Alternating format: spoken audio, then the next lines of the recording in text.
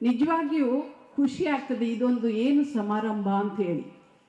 ನನ್ನನ್ನು ಮೊದಲನೇದಾಗಿ ಪ್ರವೀಣ್ ಅಂತ ಹೇಳುವ ಸ್ವಯಂ ಸೇವಕರು ಬಂದು, ಅಕ್ಕ ನೀವು ನಮ್ಮ ಹಿಂದೂ ಸಂಗಮದಲ್ಲಿ ಬಂದು ನಮ್ಮ ಅಮ್ಮಂದಿರ ಪಾತ್ರ ಮಕ್ಕಳ ಅಭಿವೃದ್ಧಿಯಲ್ಲಿ ಎನ್ನುವ ಬಗ್ಗೆ ಕೆಲವು ಮಾತುಗಳನ್ನು ಹೇಳಬೇಕು ಅಂತ ಹೇಳುವಾಗ ನಾನೇನಿದೆ, ನಾನು ಇಂತಹ ಸಮಾರಂಭಗಳಲ್ಲಿ ಹೋಗಿ ಸ್ಟೇಜಲ್ಲಿ ನಿಂತು ಭಾಷಣ ಮಾಡಿದವಳು ಅಲ್ಲ, ವಾಗ್ಮಿಯೂ ಅಲ್ಲ, ಭಾಷಣಕಾರಳು ಅಲ್ಲ. ನೀವು ಯೋಗ ಪ್ರಾಣಾಯಾಮ ಹೇಳಿಕೊಡಿ ಅಂದರೆ ಹಾಂ ಆಯಿತು ಅಂತೇಳಿ ಹೇಳ್ತಿದ್ದೆ ಖುಷಿಯಲ್ಲಿ ಅಂತ ಅನಿಸಿದೆ ಮನಸ್ಸಿನಲ್ಲಿ. ಒಂದು ಕ್ಷಣ ಕಣ್ಣು ಮುಚ್ಚಿದೆ. ಕಣ್ಣು ಮುಚ್ಚಿ ಹಲವಾರು ದೀರ್ಘ ಉಸಿರನ್ನು ಒಳಗೆ ತೆಕ್ಕೊಂಡು ಹೊರಗೆ ಬಿಟ್ಟಾಗ ತನ್ನಷ್ಟಕ್ಕೆ ನನ್ನ ಮನಸ್ಸು ಶಾಂತ ಸ್ಥಿತಿಗೆ ಬಂತು. ನನ್ನ ಮನಸ್ಸು ನನ್ನ ಬಾಲ್ಯಕ್ಕೆ ಹೋಯಿತು. ನಾನು ಹುಟ್ಟಿದ್ದು ಒಂದು ಹಳ್ಳಿಯಲ್ಲಿ, ಎಲ್ಲ ಒಡನಾಡಿಗಳ ಒಟ್ಟಿಗೆ, ಅಂದರೆ ನಾವು 8 ಜನ ಮಕ್ಕಳು, 4 ಮಂದಿ ಅಣ್ಣಂದಿರು, ತಮ್ಮಂದಿರು, 3 ಸಹೋದರಿಯರು, ಹಾಗೆ ತಂದೆ ತಾಯಿಗಳು, ಕೂಡು ಕುಟುಂಬ, ಸಣ್ಣ ಹಳ್ಳಿ. ಏನು ಗಮ್ಮತ್ತಂದರೆ ತುಂಬ ಗಮ್ಮತ್ತಲ್ಲಿ ಹಳ್ಳಿಯಲ್ಲಿ. ಇದನ್ನೆಲ್ಲ ನೋಡುವಾಗ ನನಗೆ ಸಂಸ್ಕಾರ ಕೊಟ್ಟವ್ರು ನನ್ನ ಅಮ್ಮ. ಸಂಸ್ಕಾರ ಅಂದರೆ ಏನು? ನಾವೆಲ್ಲ ಕೂಡು ಕುಟುಂಬದಲ್ಲಿದ್ದೆವು, ಪ್ರತಿಯೊಂದು ಯಾವ ಥರ ಮಾಡಬೇಕು ಅಂತ ಹೇಳಿ ಅದೇ ಮಾರ್ಗದರ್ಶನವನ್ನು ನಾವು ಪಾಲನೆ ಮಾಡ್ತಾ ಇಷ್ಟರವರೆಗೆ ಬಂದಿದ್ದೇವೆ. ಅಮ್ಮ ಅಂತ ಹೇಳುವ ಶಬ್ದ ಒಂದು ವೇದಾಂತವಾದ ಶಬ್ದ. ಅದು ವೇದದಲ್ಲಿಯೇ ಅಮ್ಮ ಶಬ್ದಕ್ಕೆ ಅಷ್ಟು ಬೆಲೆ ಇದೆ. ನಾವು ಮಾತೆಯಾದ ಜಗನ್ಮಾತೆಯನ್ನು ಅಂಬ ಅಂತ ಕರಿತೇವೆ, ಹೌದಾ ಅಲ್ವಾ? ಭಗವತಿ ಅಪ್ಪೆ ಅಂತ ಕರಿತೇವೆ, ಉಳ್ಳಾಲ್ತಿ ಅಪ್ಪೆ ಅಂತ ಕರಿತೇವೆ ಅಲ್ವಾ? ಆ ಅಮ್ಮ ಶಬ್ದಕ್ಕೆ, ಆ ಅಮ್ಮ ಅಂದರೆ, ಅಂಬ ಅಂತ ಹೇಳುವ ಶಬ್ದ ಅಂದರೆ ಅಮ್ಮ ಅಂತಲೇ ಅರ್ಥ, ತಾಯಿ ಅಮ್ಮ ಅಂತ. ಅದೇ ರೀತಿ ಒಂದು ಪುಟ್ಟ ಮಗು ಜನ್ಮ ತಾಳಿ ದೊಡ್ಡದಾಗ್ತಾ ಬಂದಾಗ ತೊದಲು ನುಡಿಯಲ್ಲಿ ಮಾತಾಡುವ ಶಬ್ದವೇ ಅಮ್ಮ. ಹೌದಾ? ಒಪ್ತೀರಾ ಎಲ್ಲರೂ ಸರ್? ಹಾಂ ಹೌದು ಅಲ್ವಾ? ಒಂದು ದನ ಪ್ರಸವವಾಗಿ ಕರು ಭೂಮಿಗೆ ಬಿದ್ದ ಕೂಡಲೇ ಎದ್ದು ನಿಂತು ಅದು ಯಾವ ಥರ ಕೂಗ್ತದೆ? ಅಂಬ ಅಂತ ಹೇಳ್ತದೆ ಅಲ್ವಾ? ಎಲ್ರಿಗೂ ಗೊತ್ತಿದೆ ಅಲ್ವಾ? ಅದು ಈಗ ಹಳ್ಳಿಯಲ್ಲಿ ಹುಟ್ಟಿದ ಕರು, ಪಟ್ಟಣದಲ್ಲಿ ಹುಟ್ಟಿದ ಕರು ಬೇರೆ ಬೇರೆ ಥರ ಕೂಗ್ತದ? ಎಲ್ಲ ಕರುಗಳು ಅಂಬ ಅಂತಲೇ ಕೂಗ್ತದೆ ಅಲ್ವಾ? ಅದೇ ರೀತಿ ಆದರೆ ಏನಾಗಿದೆ, ಆ ಅಮ್ಮ ಶಬ್ದ ನಮ್ಮ ಗರ್ಭದಿಂದಲೇ ಬರ್ತದೆ. ಆದರೆ ಈಗ ವಿದೇಶಿಯರ ಎಲ್ಲ ಸಂಸ್ಕೃತಿಗಳಿಗೆ ಒಳಗಾಗಿ ನಾವು ಏನು ಮಾಡ್ತಾ ಇದ್ದೇವೆ, ಅಮ್ಮ ಅಂತ ಹೇಳುವ ಶಬ್ದವನ್ನೇ ಮರೆತು ಕುಚೋದ್ಯ ಶಬ್ದಗಳಿಂದ ತಾಯಿಯನ್ನು ಸಂಬೋಧಿಸ್ತಾ ಇದ್ದೇವೆ. ಹೌದಾ? ಮಾತೆಯರು ಒಪ್ತೀರಾ? ಆದ ಕಾರಣ ನಮ್ಮ ಮಕ್ಕಳಿಗೆ ಸಂಸ್ಕೃತಿಯನ್ನು ಕೊಡೋದು ನನ್ನಂತಹ ಅಮ್ಮಂದಿರೇ ಕೊಡಬೇಕು ಅಲ್ವಾ? ಸೊ ಇವತ್ತಿನಿಂದ ಆ ಕುಚೋದ್ಯ ಶಬ್ದಗಳಿಂದ ಹೊರಗೆ ಬಂದು ಅಮ್ಮ ಅಂತ ಹೇಳುವ ಶಬ್ದವನ್ನು ಎಲ್ಲ ಮಕ್ಕಳ ಬಾಯಲ್ಲಿ ಕೇಳುವ ಹಾಗೆ ಆಗಬೇಕು. ಆ ಸಂಸ್ಕಾರ ಎಲ್ಲಿಂದ ಬರಬೇಕು? ಮಗು ಗರ್ಭದಲ್ಲಿರುವಾಗಲೇ ಬರಬೇಕು. ನಮಗೆಲ್ರಿಗೂ ಗೊತ್ತಿದೆ ಪ್ರಹ್ಲಾದನ ಕತೆ ಅಲ್ವಾ? ಕಯಾದು ಗರ್ಭಿಣಿ ಸ್ತ್ರೀ ಆಗಿರುವಾಗ ಏನು ಮಾಡಿದರು?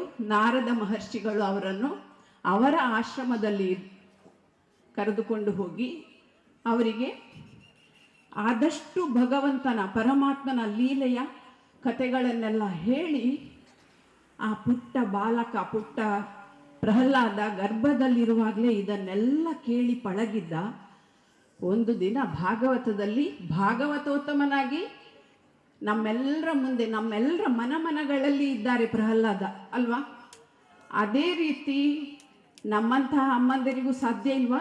ಅನೇಕ ಪ್ರಹ್ಲಾದನನ್ನು, ಅನೇಕ ರಾಮನನ್ನು, ಅನೇಕ ಭಗವತಿಯನ್ನು ಸೃಷ್ಟಿ ಮಾಡುವಂತಹ ಶಕ್ತಿ ನಮ್ಮ ಎಲ್ಲ ಅಮ್ಮಂದಿರಲ್ಲೂ ಇದೆ. ಏನು ಮಾಡಬೇಕು? ಗರ್ಭಿಣಿ ಸ್ತ್ರೀಯರಿರುವಾಗ, ಮುಖ್ಯವಾಗಿ ನವತರುಣಿಯರಿಗೆ ಸೂಚನೆ, ಗರ್ಭಿಣಿ ಸ್ತ್ರೀ ಇರುವಾಗ ಆದಷ್ಟು ಸಂಸ್ಕಾರಗಳನ್ನು ಕೊಟ್ಟು ಒಳ್ಳೆಯ ವಿಚಾರಗಳನ್ನು ನಾವು ಮಾತಾಡ್ತಾ ಹೋದಾಗೆ ಆ ಗರ್ಭದಲ್ಲಿರುವ ಭ್ರೂಣವು ಕೂಡ 7 ತಿಂಗಳಿನ ನಂತರ ಅದನ್ನೆಲ್ಲ ಕೇಳ್ತಾ ಇರ್ತದೆ. ಅದೇ ಮಗು ಹೊರಗೆ ಬಂದು ಸ್ವಲ್ಪ ದೊಡ್ಡದಾಗ್ತಾ ಇರುವಾಗಲೂ ಇದೇ ಥರ ಕಥೆಗಳನ್ನೆಲ್ಲ ಹೇಳ್ತಾ ಹೋದಾಗೆ, ಒಳ್ಳೆಯ ಕಥೆಗಳನ್ನು, ಒಳ್ಳೆಯ ಸಂಸ್ಕಾರಗಳನ್ನು ಕೊಡ್ತಾ ಹೋದಾಗೆ ಖಂಡಿತವಾಗಿಯೂ ಆ ಮಗು ನಮ್ಮ ಎಲ್ಲರಲ್ಲಿಯೂ ಎದ್ದು ನಿಲ್ಲುವಂಥ ವ್ಯಕ್ತಿತ್ವವನ್ನುಳ್ಳ ಮಗುವಾಗಿ ಖಂಡಿತವಾಗಿಯೂ ಬೆಳೆಯುತ್ತದೆ. ನಾವು ಏನು ಮಾಡ್ತೇವೆ, ಮಕ್ಕಳು ಹುಟ್ಟಿದ ಕೂಡಲೇ ಅವರಿಗೆ ಏನೇನೋ ಸಂಸ್ಕಾರಗಳನ್ನು, ಅದು ನಿಮ್ಮ ತಪ್ಪು ಅಂತ ಹೇಳ್ತಾ ಇಲ್ಲ ನಾನು, ಮುಲ್ಲಣ್ಣನವರು ಹೇಳಿದಾಗೆ ಹಿರಿಯರೆಲ್ಲ ಇಲ್ಲದ ಕಾರಣ ಇಡೀ ಕೂಡು ಕುಟುಂಬ ಇಲ್ಲ. ಹಾಗೆ ನಮ್ಮ ದೈನಂದಿನ ಒತ್ತಡದಿಂದ ತಂದೆ ತಾಯಿ ಇಬ್ಬರು ಕೆಲಸಕ್ಕೆ ಹೋಗುವವರು, ಮಗುವಿಗೆ ಸಂಸ್ಕಾರ ಕೊಡಲಿಕ್ಕೆ ಹೇಳಿಕೊಡಲಿಕ್ಕೆ ಯಾರೂ ಇಲ್ಲ. ನನಗೆ ನೆನಪು ಬರ್ತದೆ, ನನ್ನ ಬಾಲ್ಯದ ದಿನಗಳಲ್ಲಿ ನನ್ನ ಅಮ್ಮ ಬೆಳಿಗ್ಗೆ ಎದ್ದ ಕೂಡಲೇ ಸೂರ್ಯನಿಗೆ ಹೋಗಿ ನಮಸ್ಕಾರ ಮಾಡಿ ಬಾ ಅಂತ ಹೇಳ್ತಿದ್ರು. ಆಗ ನಾನು ಕೇಳಿದೆ ಅಮ್ಮನ ಹತ್ರ, ಸೂರ್ಯನಿಗೆ ಯಾಕೆ ನಮಸ್ಕಾರ ಮಾಡಬೇಕು ಅಂತ ಹೇಳಿದಾಗ, ಆ ಸೂರ್ಯನ ಎಳೆ ಬಿಸಿಲು ಮೈಗೆ ಬಿದ್ದಾಗ ಮನಸ್ಸು ಶಾಂತವಾಗುತ್ತದೆ, ಆರೋಗ್ಯದ ದೃಷ್ಟಿಯಿಂದಲೂ ಹೌದು. ಈಗ ಎಲ್ಲ ಡಾಕ್ಟರ್ಸ್ನವರು ಹೇಳ್ತಾರೆ ವಿಟಮಿನ್ ಡಿ ಶಾರ್ಟೇಜ್ ಇದೆ, ಸೂರ್ಯನ ಬಿಸಿಲಿಗೆ ಹೋಗಿ ನಿಲ್ಲಿ ಅಂತ. ಹೌದಾ ಅಲ್ವಾ? ವಿಟಮಿನ್ ಡಿ ಶಾರ್ಟೇಜ್ ಇದೆ ನೋಡಿ, ವೈಜ್ಞಾನಿಕವಾಗಿಯೂ ಇದು ಸಿದ್ಧಗೊಂಡಿದೆ. ಅದೇ ರೀತಿ ನಾವು ಏನು ಮಾಡ್ತಾ ಇದ್ದೇವೆ, ಮಕ್ಕಳಿಗೆ ಅವರ ಸಂಸ್ಕಾರ ಅವರಿಗೆ ಹೇಳಿಕೊಡುವುದನ್ನೆಲ್ಲ ಹೇಳಿಕೊಡದೆ, ನಿಮ್ಮ ಸುಂದರವಾದ ಕಣ್ಣಿನ ಮುಂದೆ ಒಂದು ಚಿತ್ರಣ ಮಾಡಿಕೊಳ್ಳಿ. ಒಂದು ಎತ್ತು ಮತ್ತು ಎತ್ತಿನ ಗಾಡಿ, ನೀವು ಆ ಗಾಡಿಯಲ್ಲಿ ಕೂತಿದ್ದೀರಿ. ಆ ಗಾಡಿಯ ಚಾಲಕ ಗಾಡಿ ಬೇಗ ಬೇಗ ಹೋಗಬೇಕಿದ್ರೆ ಎತ್ತಿಗೆ ಹೊಡಿತಾನ ಅಥವಾ ಗಾಡಿಗೆ ಹೊಡಿತಾನ? ಹೇಳಿಯಪ್ಪ, ಗಾಡಿಗೆ ಹೊಡಿತಾನೆ ಎತ್ತಿಗೆ ಹೊಡಿತಾನೆ ಅಲ್ವಾ? ಅದೇ ರೀತಿ ನಾವು ಏನು ಮಾಡ್ತಾ ಇದ್ದೇವೆ, ನಮ್ಮ ಪುಟ್ಟ ಮಕ್ಕಳನ್ನು ಅಂಕದ ಹಿಂದೆ ಹೋಗಿ ಆ ಮಗುವಿಗೆ ಶಿಕ್ಷಿಸ್ತಾ ಇದ್ದೇವೆ. ಅಂಕ ಸಿಗ್ತಾ ಇಲ್ಲ, ಅಂಕ ಬರ್ತಾ ಇಲ್ಲ ಅಂತೇಳಿ. ಹಾಗಿದ್ರೆ ನೋಡಿ, ಇಲ್ಲಿ ಆ ಎತ್ತನ್ನು ನಾವು ಮಗುವಿನ ಮನಸ್ಸಿಗೆ ಹೋಲಿಸೋಣ, ಗಾಡಿಯನ್ನು ಮಗುವಿನ ಶರೀರಕ್ಕೆ. ನೀವು ಎಲ್ಲಿ ಪೆಟ್ಟು ಕೊಡ್ತಾ ಇದ್ದೀರಿ? ಗಾಡಿಗೆ ಪೆಟ್ಟು ಕೊಡ್ತಾ ಇದ್ದೀರಿ. ಏನಾಯಿತು? ಮನಸ್ಸು ಕುಗ್ಗಿತು, ಮಗು ಅಂತರ್ಮುಖವಾಗಲಿಕ್ಕೆ ಪ್ರಾರಂಭ ಆಯಿತು, ಹಂಚಿಕೊಳ್ಳುವುದನ್ನು ಬಿಟ್ಟಿತು, ದುರ್ವ್ಯಸನಗಳಿಗೆ ಹೋಗಲಿಕ್ಕೆ ಪ್ರಾರಂಭ ಮಾಡಿತು. ಆದ ಕಾರಣ 5 ವರ್ಷದ ಒಳಗಿನ ಮಕ್ಕಳಿಗೆ ಆದಷ್ಟು ಉತ್ತಮ ಸಂಸ್ಕಾರವನ್ನು ನಾವು ಕೊಡ್ತಾ ಹೋದಾಗೆ ಏನಾಗ್ತದೆ, ಅದು ನಮ್ಮ ಮನಸ್ಸಿನಲ್ಲಿ ಮುಂದೆಯೂ ಉಳಿಯುತ್ತದೆ. ನೋಡಿ, ಈಗ ಒಂದು ಮಣ್ಣು ಒದ್ದೆ ಇರ್ತದೆ, ಮಣ್ಣು ಒದ್ದೆ ಇದ್ದಾಗ ಬೇಕಾದ ಆಕೃತಿಯನ್ನು ಕೊಡಲಿಕ್ಕಾಗ್ತದೆ. ಅದೇ ರೀತಿ 5 ವರ್ಷದ ಒಳಗಿನ ಮಕ್ಕಳಿಗೆ ನೀವು ಎಲ್ಲ ಸಂಸ್ಕಾರಗಳನ್ನು ಕೊಡಲಿಕ್ಕೆ ಸಾಧ್ಯ ಇದೆ. ನಾವು ಏನನ್ನು ಕೊಡ್ತೇವೆ ಅದೇ ಮಗು ಸಂಸ್ಕಾರ ರೂಪದಲ್ಲಿ ಕೊಡ್ತಾ ಇರ್ತದೆ ಬೇರೆಯವರಿಗೆ. ನಾವು ಮೊದಲು ಹಿರಿಯರಿಗೆಲ್ಲ ನಮಸ್ಕಾರ ಮಾಡ್ತಿದ್ದೆವು, ಭಜನೆ ಎಲ್ಲ ಈಗಲೂ ಮಾಡ್ತಾ ಇದ್ದೇನೆ. ಈಗ ಬರಬೇಕಿದ್ರೆ ಅತ್ತೆದು ಯಜಮಾನರದ್ದು ಕಾಲು ಹಿಡಿದು ಬಂದೆ. ಯಾಕೆ? ಅದೆಲ್ಲ ಸಂಸ್ಕಾರಗಳು, ನಮ್ಮ ಹಿರಿಯರು ಹೇಳಿಕೊಟ್ಟ ಸಂಸ್ಕಾರಗಳು. ಹಾಗೆ ಆ 5 ವರ್ಷದ ಮಕ್ಕಳಿರುವ ತನಕ ಅವರಿಗೆ ಸಂಜೆ ದೇವರಿಗೆ ನಮಸ್ಕಾರ ಮಾಡೋದು, ಪ್ರಾರ್ಥನೆ ಮಾಡೋದು ಎಲ್ಲವನ್ನು ಹೇಳಿಕೊಟ್ಟು, ಅದೇ ರೀತಿ ಹಿರಿಯರಿಗೆ ನಮಸ್ಕಾರ ಮಾಡಿ, ಮನೆಯಲ್ಲಿ ಅಪ್ಪ ಅಮ್ಮ ಇದ್ರು, ಇಬ್ಬರೇ ಇದ್ರು ಪರವಾಗಿಲ್ಲ, ಕಾಲು ಹಿಡಿಸಿಕೊಳ್ಳಿ, ಏನಾಗ್ತದೆ, ಆ ಸಂಸ್ಕಾರ ಬೆಳೀತದೆ. ಅದೇ 5 ರಿಂದ 15 ವರ್ಷ ತನಕದ ಮಕ್ಕಳಿಗೆ ಹೊಡೆದು ಬಡ್ದು ಪ್ರಯೋಜನ ಇಲ್ಲ. ಯಾಕೆಂದ್ರೆ ಗಿಡವಾಗಿ ಬಗ್ಗದ್ದು ಮರವಾಗಿ ಬಗ್ಗೋದಿಲ್ಲ. ಆಗ ಅವರಿಗೆ ಪ್ರೀತಿಯಿಂದ ಹೇಳಬೇಕಾಗ್ತದೆ ಎಲ್ಲವನ್ನು ಸಹ. ನಾವು ಎಷ್ಟು ಪ್ರೀತಿಯನ್ನು ಕೊಡ್ತೇವೆ ಮಕ್ಕಳಿಗೆ, ಅಷ್ಟೇ ಈ ದುಶ್ಚಟಗಳಿಂದ ದುರ್ವ್ಯಸನಗಳಿಂದ ಹೊರಗೆ ಬರಲಿಕ್ಕೆ ಸಾಧ್ಯ ಇದೆ. ಅಂತಹ ಪ್ರಾಯದ ಮಕ್ಕಳಲ್ಲಿ ಕೂತು ಕೇವಲ ಒಂದು 10 ನಿಮಿಷ 15 ನಿಮಿಷ ಅವರ ದೈನಂದಿನ ಚಟುವಟಿಕೆಗಳನ್ನು ಕೇಳಿ ತಿಳ್ಕೊಳ್ಬೇಕಾಗ್ತದೆ. ಆಗ ಏನಾಗ್ತದೆ, ಮಗು ಕೂಡ ತಂದೆ ತಾಯಿಯರನ್ನು ಪ್ರೀತಿಸಲಿಕ್ಕೆ ಪ್ರಾರಂಭ ಮಾಡ್ತದೆ. ಮೂಲ್ಯಣ್ಣನವರು ಹೇಳಿದ ಹಾಗೆ ಪ್ರಾಯ ಆದವರನ್ನು ಕೊಂಡೋಗಿ ಅನಾಥಾಶ್ರಮಕ್ಕೆ ಅಥವಾ ವೃದ್ಧಾಶ್ರಮಕ್ಕೆ ಹಾಕುವ ಕಥೆಗಳನ್ನು ಬೇಕಾದಷ್ಟು ಕೇಳಿದ್ದೇವೆ, ನೀವು ಕೇಳಿರ್ಬೋದು. ಒಂದು ಪುಟ್ಟ ಮಗು ಇದನ್ನೆಲ್ಲ ಗಮನಿಸ್ತಾ ಇದ್ದು ಅಜ್ಜನಿಗೆ ಅಜ್ಜಿಗೆ ಬಡಿಸ್ತಿದ್ದ ಪ್ಲೇಟನ್ನು ತೆಗೆದು ಒಳಗೆ ಇಟ್ಟ. ಆಗ ಅಪ್ಪ ಅಮ್ಮ ಕೇಳಿದ್ರು, ಯಾಕೆ ಅದನ್ನು ಒಳಗಿಟ್ಟಿ ಮಗು ಅಂತ.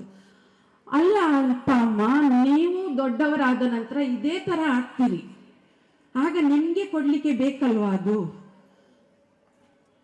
ಅಪ್ಪ ಅಮ್ಮನಿಗೆ ಅಜ್ಜ ಅಜ್ಜಿಗೆ ಕೊಟ್ಟ ಪ್ಲೇಟನ್ನು ತೆಗೆದಿಟ್ಟು ಆಮೇಲೆ ನಿಮಗೆ ನಾನು ಇದರಲ್ಲೇ ಬಡಿಸಬೇಕಾಗ್ತದೆ, ಆಮೇಲೆ ನನ್ನ ಮಕ್ಕಳು ನಿಮ್ಮನ್ನು ಇದೇ ಥರ ಮಾಡ್ತಾರೆ.